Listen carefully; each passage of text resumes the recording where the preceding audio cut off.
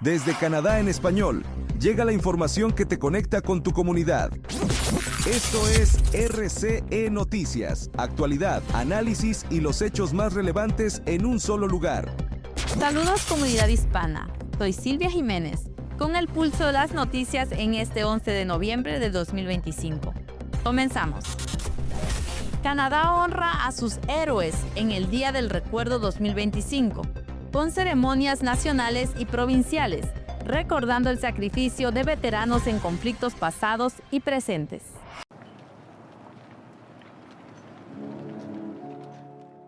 De la mañana, 11 del 11. Canadá se detuvo. 2 minutos de silencio recorrieron el país para rendir homenaje a 118.271 militares caídos desde la Primera Guerra Mundial. Este 2025 tiene un peso histórico especial. 80 años del fin de la Segunda Guerra Mundial y 25 años del entierro del soldado desconocido, el símbolo eterno de más de 600.000 soldados que dieron su vida en combate. El recordatorio llega en un mundo marcado por guerras en Ucrania y Medio Oriente. La capellán general de las Fuerzas Armadas, coronel Lisa Pakarinuk, dijo: «La vida y la paz son frágiles. El progreso nace de sacrificios pasados». Hoy quedan con vida apenas 3.691 veteranos de la Segunda Guerra Mundial. En Ottawa, la ceremonia nacional se realizó bajo lluvia, nieve ligera y 4 grados. A las 10:30 sonó el himno con la banda central de las Fuerzas Armadas. A las 11 en punto, silencio total, seguido por 21 cañonazos. El primer ministro Mark Carney y la Madre de la Cruz de Plata 2025, Nancy Payne, colocaron coronas frente al Monumento Nacional de Guerra. Más de 2.5 millones de personas siguieron el evento por televisión. Carney resumió el sentir del país. Recordar es un acto de vigilancia en un mundo dividido. Y el líder opositor, Pierre Poilievre, agregó: «Nuestra historia militar es tan brillante como el país mismo». El tributo se replicó en todo el país. En Vancouver, 5.000 personas se reunieron en Victory Square. En Calgary, 3.000 asistentes rindieron homenaje junto a la premier Danielle Smith. En Toronto, 21 salvas resonaron en Queen's Park. En Montreal, la ceremonia se vivió bajo nieve, con 2.000 ciudadanos. Y en Halifax, la alcaldesa de Boston, Michelle Wu, participó destacando la unión histórica entre ciudades aliadas. Los números también cuentan la historia. 61.000 canadienses murieron en la Primera Guerra, 45.000 en la Segunda y 158 en Afganistán. La Legión Real Canadiense distribuyó 20 millones de amapolas y organizó 2.500 ceremonias de costa a costa. Hoy no fue un feriado, fue un juramento: mirar al pasado, defender el presente y proteger la paz del futuro.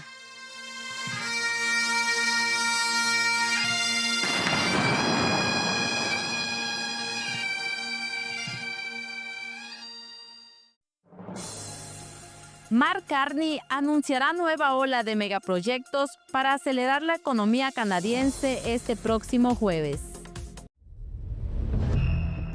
El primer ministro de Canadá, Mark Carney, revelará este jueves una nueva lista de proyectos de interés nacional que recibirán aprobaciones aceleradas como parte del plan del gobierno para impulsar la economía frente a la guerra comercial con Estados Unidos. El anuncio se realizará en Prince Rupert, Columbia Británica, donde en septiembre ya fue aprobado el proyecto de gas natural licuado Gizili-Sims, liderado por comunidades indígenas. No será la última lista. Carney aseguró que el programa es una lista viva que sumará proyectos de forma constante para reducir trámites burocráticos y acelerar obras estratégicas. En septiembre, Ottawa aprobó los primeros 5.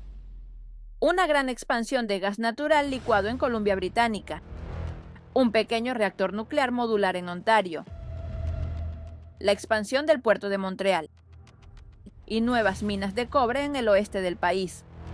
Entre los próximos proyectos que podrían recibir luz verde están el tren de alta velocidad Alto entre Toronto y Ciudad de Quebec, la expansión del puerto de Churchill en Manitoba, minería de minerales críticos en varias provincias, y un proyecto de captura de carbono en Alberta llamado Pathways Plus. El presupuesto 2025 incluye $214 millones para operar la nueva oficina de grandes proyectos durante 5 años, además de 10 millones adicionales para consultas con comunidades indígenas. Este plan se da en un momento clave. El gobierno canadiense busca diversificar su economía ante una política comercial estadounidense cada vez más proteccionista, impulsada por el presidente Donald Trump. Carney fue contundente. Tenemos que actuar con rapidez. Nosotros controlamos, nosotros decidimos. Se trata de nuestro futuro. Sin embargo, no todo es consenso. La premier de Alberta, la conservadora Danielle Smith, sigue presionando para que Ottawa autorice un nuevo oleoducto hacia el Pacífico, proyecto que enfrentaría oposición en Columbia Británica y de varias naciones indígenas. Carney insinuó que podría haber avances pronto, aunque sin dar detalles. Desde la oposición, el líder conservador Pierre Poilievre criticó el plan, diciendo que crear otra oficina gubernamental no resolverá el problema, y aseguró que un oleoducto no se va a construir mientras Carney esté al mando. Mientras tanto, el gobierno avanza con su apuesta: construir más rápido y depender menos de Estados Unidos, abriendo nuevos mercados para la energía y los recursos canadienses.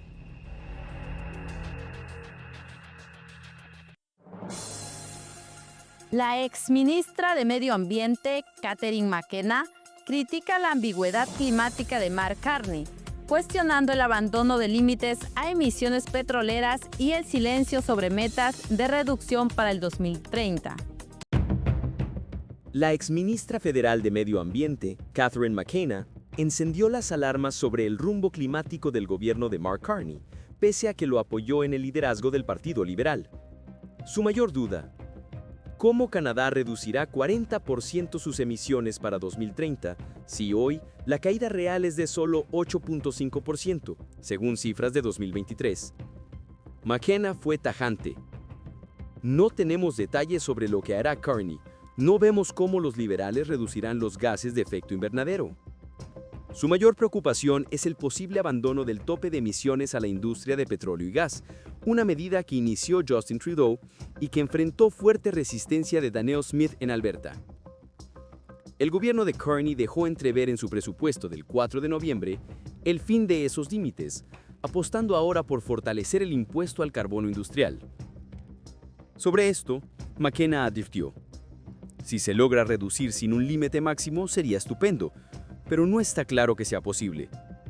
La ministra actual de Medio Ambiente, Julita Brasson, defendió la estrategia: si reforzamos el precio del carbono, regulamos el metano y avanzamos en captura de carbono, el límite podría ser innecesario, dijo. Pero incluso expertos son pesimistas. Un informe del Instituto del Clima, publicado en septiembre, declaró que la reducción del 40% ya es prácticamente inalcanzable en tan solo 5 años. A esto se suman los retos políticos. Muchas reducciones dependen de acuerdos con las provincias, especialmente aquellas con fuerte industria energética, como Alberta, donde Carney ha intentado tender puentes con Danielle Smith. Esta no es la primera crítica de McKenna a su propio partido. El año pasado lamentó que el gobierno de Trudeau no supo explicar bien el impuesto al carbono a los consumidores, medida que Carney canceló en su primer día como primer ministro. Según McKenna, Canadá sigue prometiendo metas climáticas ambiciosas, pero sigue sin mostrar el camino para llegar a ellas. Quebec está bajo nieve, con 316,000 usuarios sin electricidad y 700 escuelas cerradas por tormenta temprana, con hasta 35 centímetros de acumulación en algunas zonas de la provincia, afectando Montreal y el Valle del San Lorenzo. La nevada más intensa y temprana en una década afecta al sur de Quebec desde el 9 de noviembre, dejando 316,000 hogares y negocios sin electricidad hasta el mediodía de este 11 de noviembre, según Hydro-Québec. La tormenta combinó lluvia helada, aguanieve y hasta 35 centímetros de nieve en algunas zonas, provocando cortes masivos y trastornos en servicios esenciales. La región de Montérégie concentra el mayor impacto con 113.000 clientes sin luz, incluidos Saint-Jean-sur-Richelieu con 38.000 y Longueuil con 22.000. En la isla de Montréal hay 68.000 interrupciones, principalmente en Ahunsec y Rivière-des-Prairies. También se reportan afectaciones en Centre du Québec con 42.000, Lanaudière con 35.000 y Laurentides con 25.000. Más de 700 escuelas permanecen cerradas, afectando a 450.000 estudiantes. La ministra de Educación, Sonia Lebel, indicó que las clases solo se retomarán cuando haya electricidad y calefacción aseguradas. En carreteras principales como la A10 y la A20 se registraron accidentes y cierres parciales. La Asociación Canadiense del Automóvil, División Quebec, señala que solo 42% de conductores usan neumáticos de invierno, que serán obligatorios a partir del 1 de diciembre. Hydro-Québec reportó un pico de 365.000 cortes y prevé el establecer el 80% del servicio para este 13 de noviembre. La nieve húmeda y las hojas provocaron caída de ramas sobre el cableado, explicó la vocera Paul Denis-Turcot, calificándola como la peor tormenta de noviembre desde 2019. Para la comunidad quebequense, muchas familias enfrentan cierres escolares, retrasos laborales y riesgos en transporte. Se recomienda evitar traslados en horas pico, no usar generadores en interiores y monitorear cortes en la aplicación oficial de Hydro-Québec.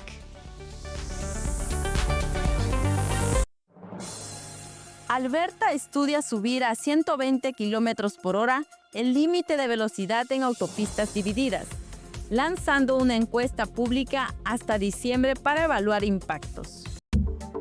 El gobierno de Alberta analiza elevar de 110 a 120 kilómetros el límite de velocidad en autopistas divididas, incluido el corredor Queen Elizabeth II entre Calgary y Edmonton. La propuesta, anunciada el 7 de noviembre por la Premier Danielle Smith, entra a consulta pública hasta el 1 de diciembre. Según el Ministerio de Transporte de Alberta, 68% de los conductores ya circulan entre 115 y 130 km/h. La autopista Queen Elizabeth II fue diseñada para 130 km/h, con mediana de concreto, 4 carriles y amplios acotamientos. El gobierno propone un plan piloto en tramos de esta vía y la autopista Trans-Canada, con monitoreo de colisiones, velocidades promedio y cumplimiento utilizando datos de la Real Policía Montada de Canadá. Smith afirmó que buscan alinear la ley con la ingeniería vial y el comportamiento real de conducción. Sin embargo, la Asociación de Conductores de Alberta advirtió que a 120 km/h la distancia de frenado aumenta 22 metros respecto a 110. La Real Policía Montada de Canadá pidió más control, recordando que 42% de las muertes en la Queen Elizabeth II están vinculadas al exceso de velocidad. Aseguradoras como Intact y TD Insurance proyectan alzas de 3 a 5% en primas si se aprueba la medida. El plan prevé anunciar resultados el 15 de enero de 2026 e iniciar el piloto en marzo. Para los ciudadanos que se desplazan por motivos laborales o familiares entre ciudades, el cambio podría reducir tiempos de traslado, pero también elevar costos de seguro. La consulta está abierta en alberta.ca/speed limits. La Premier reiteró: si la carretera está hecha para 130, no deberíamos multar a quien va a 115. El Senado estadounidense aprueba reabrir el gobierno tras 41 días de cierre, aliviando el caos en vuelos y pagos federales. Republicanos avanzan acuerdo en el Senado para reabrir el gobierno. La propuesta sobre un nuevo presupuesto hasta diciembre es aprobada tras cumplirse 41 días del cierre federal, el más largo en la historia del país. El paquete de ley fue aprobado con el respaldo de 8 senadores demócratas disidentes que rompieron filas para votar al plan republicano que no contempla la principal demanda del partido opositor, la extensión de los subsidios al seguro médico derivados de la reforma sanitaria promulgada durante la administración Obama, también conocida como el Obamacare. Trump, que temprano celebró el pacto, pasó rápido a la ofensiva. Todos los controladores aéreos deben volver al trabajo ya. Cualquiera que no lo haga sufrirá una importante reducción de su salario. El cierre obligó a 13.000 controladores aéreos y agentes de seguridad a trabajar sin salarios. Trump ofreció un bono de $10.000 a aquellos que no se ausentaron de sus puestos, aunque luego admitió que no sabía de dónde saldría el dinero. Mientras, las deserciones en el Partido Demócrata expusieron las divisiones con acusaciones de traición y llamados a la renuncia del líder Chuck Schumer, que de momento tiene el apoyo de su homólogo en la Cámara Baja, Hakeem Jeffries. No vamos a apoyar una ley de gastos partidista de los republicanos que siga recortando la asistencia sanitaria de los estadounidenses. Vamos a seguir luchando para ampliar los subsidios al Obamacare. El presidente de la Cámara de Representantes instó a los legisladores a regresar de inmediato al Capitolio tras un receso prolongado. La ley aún debe aprobarse en la Cámara Baja antes de ser enviada al presidente para su firma, un proceso que podría extenderse hasta el próximo lunes. Y eso concluye nuestro programa, queridos amigos. Gracias por su sintonía constante. Un afectuoso saludo a Ana Gómez de Calgary, en la provincia de Alberta, y a la comunidad chilena. Soy Silvia Jiménez, nos vemos mañana. Hasta la próxima. Suscríbete, dale like y comparte, porque la información no se detiene y nosotros tampoco. Esto fue RCE Noticias. Mantente informado todos los días con las noticias más relevantes de Canadá y del mundo hispanohablante. Sigue conectado a nuestra programación y no te pierdas las próximas emisiones. Aquí, en Canadá en Español. Hasta la próxima.